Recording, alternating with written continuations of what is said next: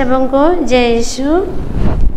स्तोत्र ग्रंथ अध्याय 50 का वचन संख्या 1 में सर्वेश्वर प्रभु बोलता है, वह उदय जल से अस्त जल तक समस्त पृथ्वी को संबोधित करता है। कृष्ण में प्यारे भाई और बहनें, हम लोग इस वचन में सुनते हैं कि प्रभु बोलते हैं, प्रभु हमसे बातें करते हैं। कितने बार करते हैं? सुबह से शाम तक, सूर्य उदय से लेकर सूर्यास्त तक ईश्वर हम लोगों से बातें करते हैं, कुछ ना कुछ बोलते रहते हैं। बोलते हैं हमारे समस्त पृथ्वी को संबोधित करते रहते हैं, मतलब इस पृथ्वी पर रहने वाले सबों को वो बुलाते रहते हैं, पुकारते रहते हैं। पर हम लोग जब प्रार्थना करते हैं तो हम लोग सोचते हैं हम लोग बहुत प्रार्थना किया है, प्रभु से बहुत बार बोला है, पर प्रभु नहीं सुनते हैं। हमने पूरी बातें प्रभु को मैंने बताया, ऐसे ऐसे वगैरह हम लोग बहुत कुछ बोलते रहते हैं। अच्छी बात है कि हम लोग प्रभु से प्रार्थना करते हैं, प्रभु को बोलते हैं, पर हमारा बोलना ही ईश्वर के लिए काफ़ी नहीं है, या हमारा बोलना ही हमारे जीवन के लिए काफ़ी नहीं है।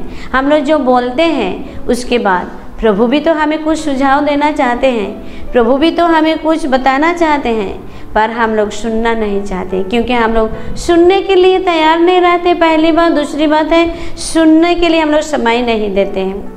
जब हम लोग प्रभु से प्रार्थना करते हैं, प्रभु से हम कुछ बोलते हैं, उसके बाद यदि हम लोग प्रभु की बात नहीं सुनेंगे कि वो हमें क्या कह रहे हैं, तो हम लोगों को कैसे पता चलेगा कि प्रभु हमें उत्तर देते हैं? हम लोग प्रभु की बात नहीं सुनते, हम लोग अपने बात सुना देते हैं और हम लोग बोलते हैं हम लोग बहुत प्रार्थना किया है, प्रभु हमें नहीं सुनता है।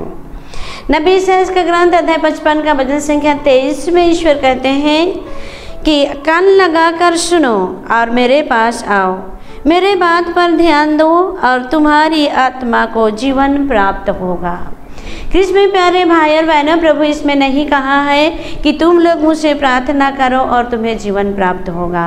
उन्होंने कहा है कि तुम लोग मेरे पास आओ और कान लगाकर सुनो, मेरे बातों पर ध्यान दो, तभी तुम्हारी आत्मा में जीवन प्राप्त आएगा, तभी तुम्हारा आत्मा जीवन प्राप्त करेगा। जब तक हम लोग ईश्वर की बातें नहीं सुनेंगे तो हमारे आत्मा में कब जीवन, कैसे जीवन आएगा?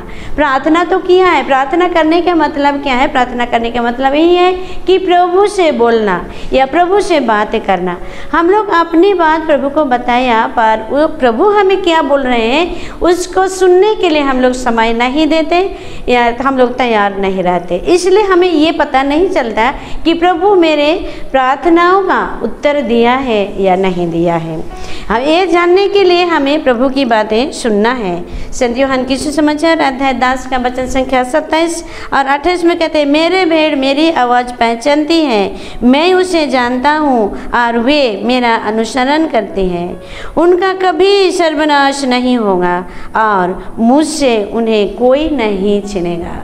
कृष्ण में प्यारे भाई और बहनों, प्रभु वही बातों में समझाते हैं कि जो लोग प्रभु की बातें सुनते हैं उनका कोई सर्वनाश नहीं होगा।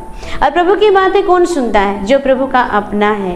प्रभु कहते हैं मेरे भेड़ हैं, मेरे बातें सुनते हैं और मैं उसे जानता हूँ। तो कृष्ण में प्यारे भाई और बहनें, हमें भी जानना चाहिए कि मैं किसका हूँ। क्या मेरा प्रभु का हूँ? यदि मैं प्रभु का संतान, ईश्वर का संतान हूँ, तो हम लोग ईश्वर की बातें सुनेंगे। लूकास का सुसमाचार अध्याय 9 का वचन संख्या 35 में बंधलों में से यह वाणी सुनाई पड़ी, यह मेरा प्रिय परम प्रिय पुत्र है, इसकी सुनो। बार बार हर बातों में आज वचन में प्रभु सुनाते हैं कि मेरी बात सुनो, ईश्वर की बातें सुनो। ईश्वर की बात सुनने में से ही आत्मा में जीवन आ जाता है, हमारे शरीर में जीवन आ जाता है, हमारा जीवन बदल जाता है।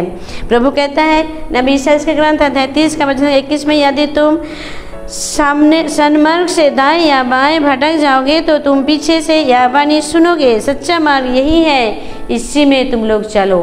कृष्ण में प्यारे भाई और बहनों, ईश्वर हमसे बातें करते हैं, ईश्वर हमें पुकारते हैं। इसलिए प्रभु की बातें सुनिए, तब पता चलेगा कि प्रभु हमें क्या बोलना चाहते हैं, कहाँ जाना है, क्या करना है, कैसे पाना है। ये सबों के लिए प्रभु हमें बताते हैं। आमोस के ग्रंथ अध्याय 3 का वचन संख्या 7 में लिखा है, क्योंकि प्रभु हमें बताए बिना कुछ भी नहीं करते हैं।